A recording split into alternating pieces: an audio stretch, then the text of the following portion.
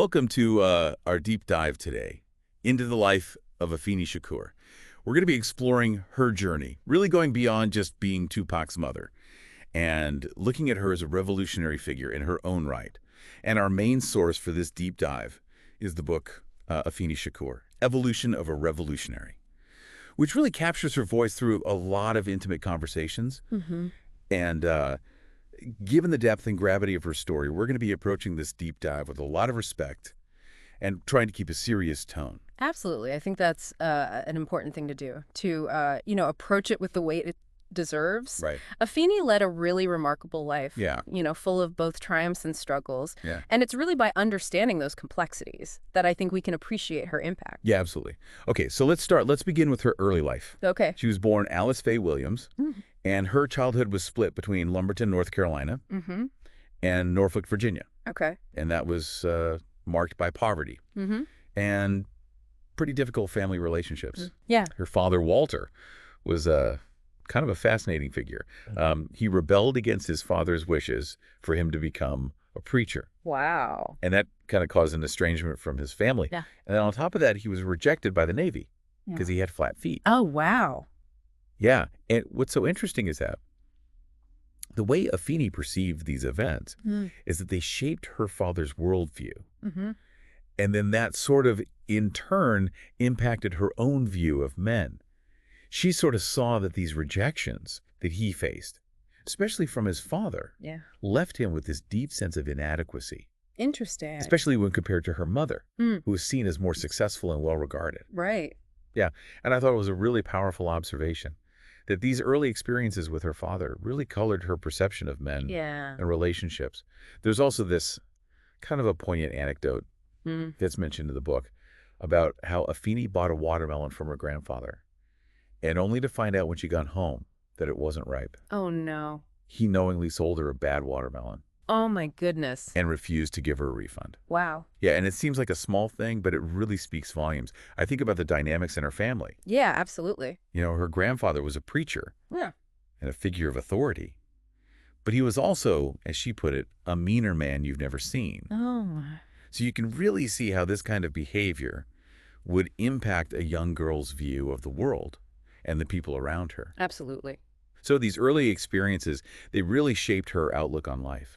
And at the age of 15, she makes this really life-altering decision to move to New York City. Wow. And this is in the 1960s, which is this period of immense cultural and political change. Oh, yeah. A crucible. Yeah, absolutely. Yeah. And New York in the 60s was a melting pot. She starts going by the name Disciple Deb Okay. and finds herself in the heart of all of this change, but also gets caught up in a world of reckless behavior, running with a tough crowd, getting involved in activities that she would later regret. Yeah, it seems like a classic tale of a young person searching for identity Exactly. and belonging in a new environment. Absolutely. And then a really pivotal event occurs. The death of her best friend, Sandra, Oh, wow. due to medical neglect. Oh, that's terrible. And this loss was very profound for Afeni. It forced her to confront the fragility of life and the consequences of her choices. Yeah. It marks a turning point in her life. Yeah. That pushed her to seek a different path, something with deeper meaning. Right. And that's where the Black Panther Party comes into the picture. Oh, wow. Yeah, she encounters Bobby Seale, listens to the party's 10-point program, Right. and something clicks. It's like she's found a purpose for all that pent-up anger and fear. Right. She was drawn to the image of Huey Newton, Yeah. armed on the steps of the California State Capitol. That symbol of Black power and resistance really resonated with her. Yeah. And remember, this is 1968. Right, And that's after the assassinations of Martin Luther King Jr. and Robert Kennedy, right. which really left a void Yeah, and a sense of disillusionment.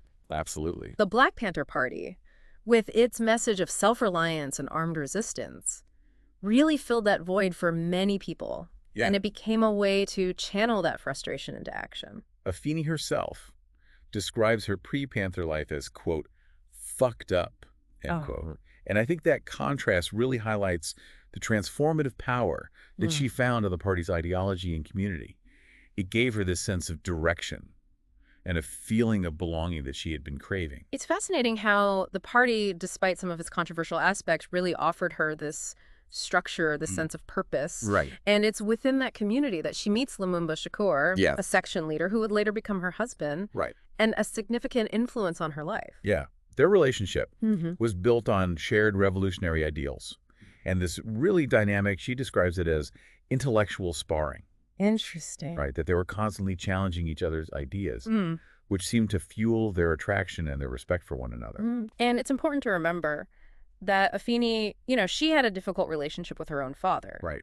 But Lumumba came from a family that really embraced independent thinking. Yeah. His father was a follower of Marcus Garvey, Wow. and later a Muslim under Elijah Muhammad. So that background Yeah. really likely contributed to their shared values Absolutely. and their intellectual compatibility. And notably, Lumumba had already served a 5-year prison sentence for defending himself against a racist attack. Oh, wow. So this experience really further solidified their understanding of, this fight against injustice. They weren't just partners in love, but comrades in this struggle for social change. Absolutely.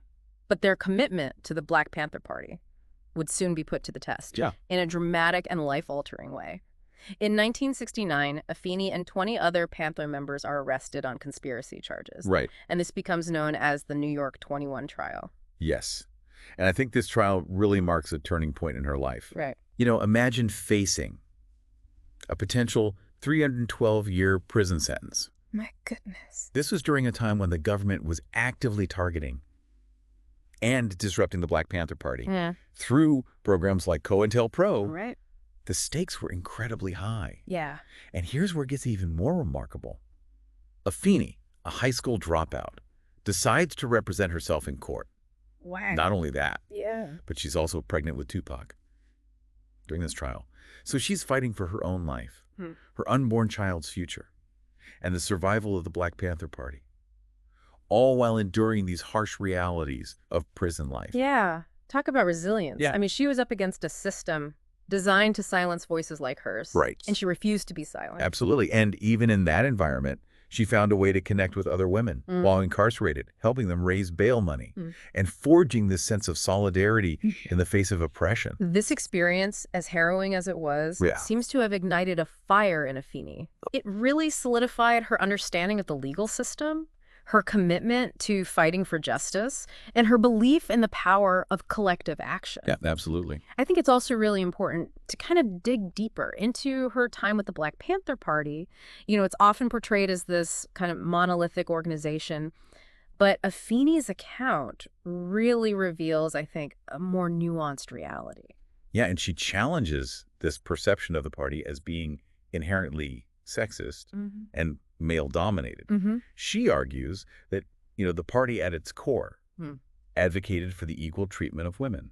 And what's fascinating is that she even credits the party with providing her with a platform to actually fight against sexism. Right. She was never afraid to speak her mind, Right. even when it meant challenging those in positions of power. There's this great anecdote where she recounts this incident. Yeah. Huey Newton, one of the party's most prominent figures. Right. Where he attempts to take advantage of her during a trip to Oakland. But Afeni stands her ground and refuses his advances. That incident really underscores, I think, her strength of character and her refusal to be intimidated, even by a figure like Huey Newton. Exactly. And it also highlights these complexities of power dynamics, even within a movement that is striving for equality. Yeah. It's clear that Afeni saw herself as a partner in the movement, not just a follower. Right. She really earned the respect through her intelligence, her commitment, and her willingness to challenge the status quo. Yeah, and she criticizes other women that she says played pussy games to get close to the power in the party. Right. And it seems like, her relationship with Lumumba really embodied this sense of partnership. Yeah. They were constantly engaged in this intellectual debate, pushing each other to think critically and to refine their understanding of the struggle. But this partnership, it eventually unravels. Right. And it sort of coincides with the fracturing of the Black Panther Party itself. Yeah. The party was facing all these internal conflicts, fueled in part by government infiltration and these surveillance programs like COINTELPRO. Right. And then there's the split between Eldridge Cleaver and Huey Newton, which created further division and tension within the ranks. And, Afeni caught in the midst of all this turmoil Yeah. while being pregnant and facing this potential 312-year prison sentence. Right. She's forced to make some incredibly difficult decisions. Yeah, and the book reveals this. Yeah. Particularly heartbreaking choice she made. While incarcerated, Hmm. she decided to have sex with a fellow inmate, Oh, wow. despite having this agreement with Lumumba to remain celibate. Wow. Yeah, and it must have just been devastating for her to make that decision. Yeah. What led her to that point? So the book explains Yeah. that she did it because she needed to be released on bail to give birth outside of prison. Oh, wow. And the money needed for bail Mhm. could only be raised by certain women connected to the labor movement, and they required this act Oh, my goodness. as a condition for their help. Wow. That's It's just a stark illustration yeah, of the brutal choices that she was facing. absolutely. And it's clear that this decision, along with the pressures of the trial Yeah. and this fracturing of the party, had a significant impact Yeah. on her relationship with Lumumba. Absolutely. It's a turning point. It really marks, Yeah. I think, the beginning of the end Right. for their partnership. Right. And then to add to the complexity Yeah. of her situation, she becomes pregnant with Tupac Yes. while still incarcerated. It's remarkable how, despite all of the challenges, she fought tirelessly to protect her unborn child, Yeah. enduring strip searches while pregnant, Mm. and just relentlessly working to secure her release on bail. Her strength and determination are really inspiring. And yet, her story doesn't end with her acquittal Right. in the New York 21 trial. In fact, some might say her most difficult challenges were yet to come. Right. The decline of the Black Panther Party, Yeah. her separation from Lumumba. And the pressures of raising two children in poverty led her down a really dark path. She describes this period as being marked by intense loneliness and a sense of abandonment. Yeah. And she details her struggles with addiction, particularly crack cocaine, and the strain that it put on her relationships with her children. Yeah, it's heartbreaking to read Sekiwa's account of her childhood Right. during that period. Yeah. She describes feeling abandoned by Afeni, Right. left to fend for herself while still a young teenager. Yeah. That lack of stability and supportive adults in her life Right. led her down a difficult path as well, including early sexual experiences and involvement in the drug trade. Right.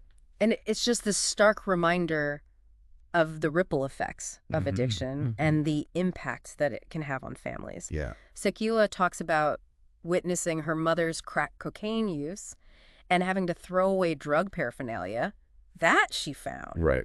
And these experiences clearly had a profound impact Yeah. on both her and Tupac. Yeah.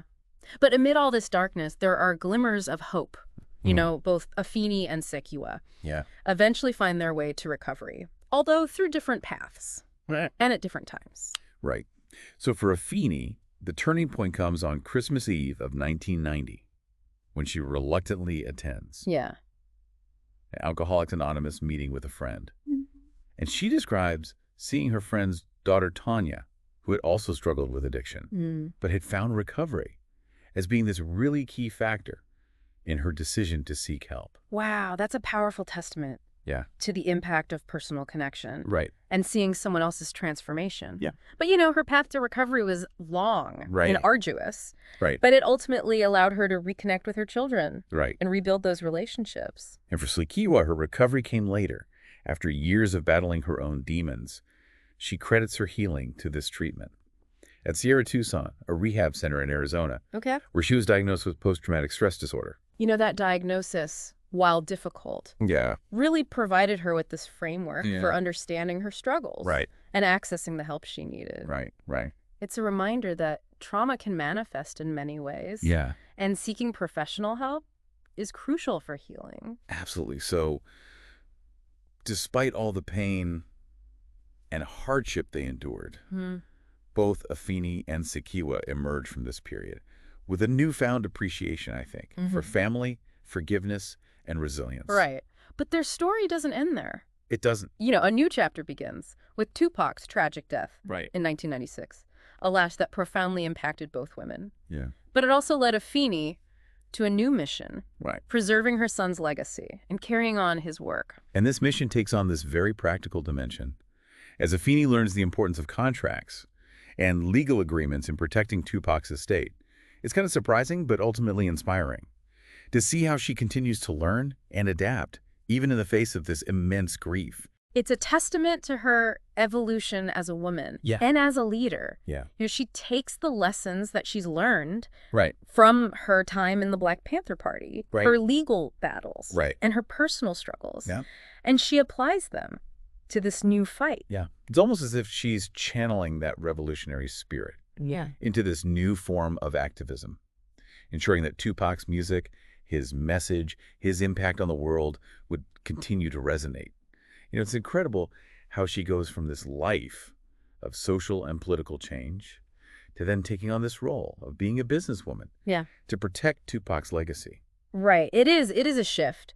But I think when you kind of look deeper, it makes sense. I remember Afeni always had this really strong sense of justice and this drive to empower her community. Right. So managing Tupac's estate became a way to continue those goals. That's a great point. Yeah, it's not just about the business. It's about making sure that his voice, his message, continue to reach people. Right. And she approaches it with the same kind of ferocity. Exactly. And what's so fascinating is that she embraces the tools of capitalism. Right.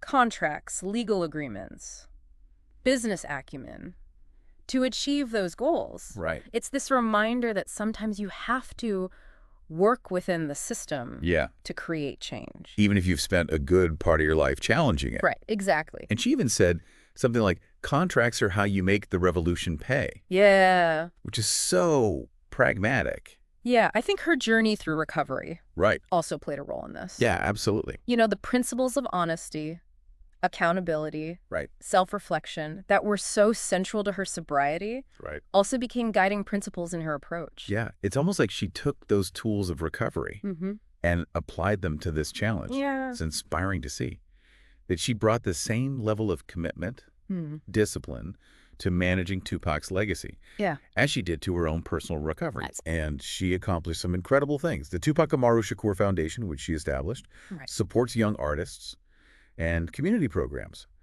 And it's such a beautiful testament to how she channeled her grief into action, ensuring that Tupac's spirit continued to inspire and empower others. It's also a testament to her evolution as a leader.